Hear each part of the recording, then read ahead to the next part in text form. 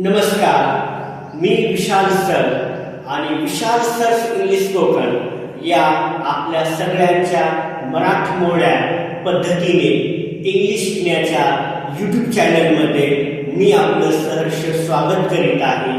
उन्हाळ्याचे दिवस सुरू झालेले आहेत, सुट्ट्या आहेत आणि या सुट्ट्यामध्ये मी एक नवीन उपक्रम हाती घेतलेला आहे. घर बसल्या बसल्या प्रत्येक महाराष्ट्रातल्या मराठी भाषिक लोकांपर्यंत पोहोचणं आणि त्यांना छान पद्धतीने इंग्लिश बोलायला मदत करणं. मनावरचा ताण कमी करा, भीती अजिबात मनात ठेवू नका आणि सरळ पद्धतीने छान पद्धतीने इंग्लिश बोलायला शिका.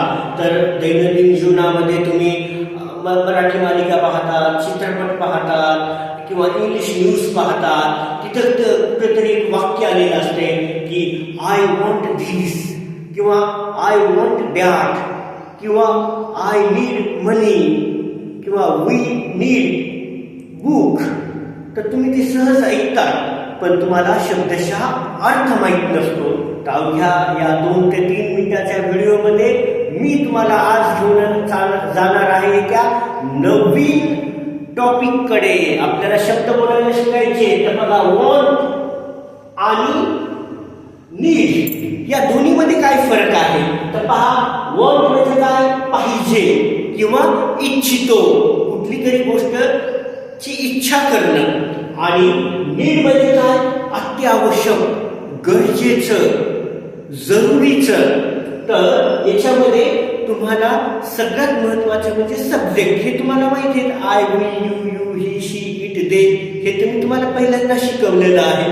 तर कशासोबत काय घ्यायचं आणि वाक्य कसं बोलायचं लगेच शिकूया. तर पहा, आय, वी, यू, दे याच्यासोबत आपल्याला वॉन्ट घ्यायचे आणि ही, शी, इट आणि राज याच्यासोबत वॉन्ट्स घ्यायचे.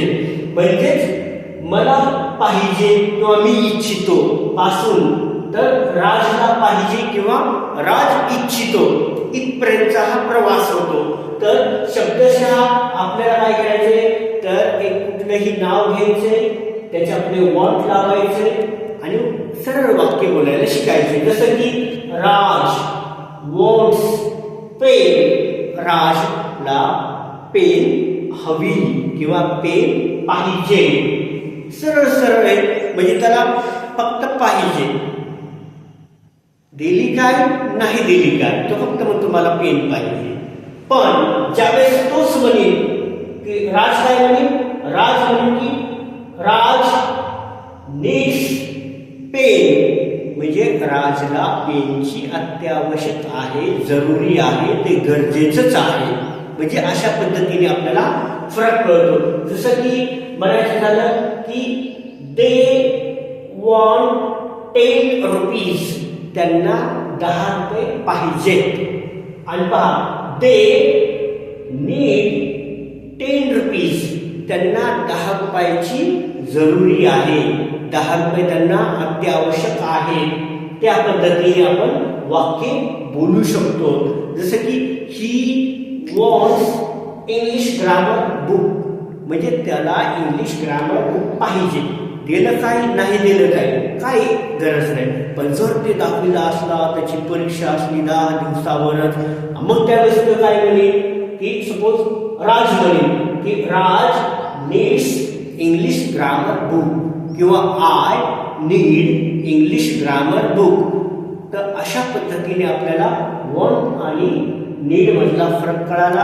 पुढच्या व्हिडिओमध्ये आपण नवीन टॉपिकवर बोलायला शिकू. धन्यवाद.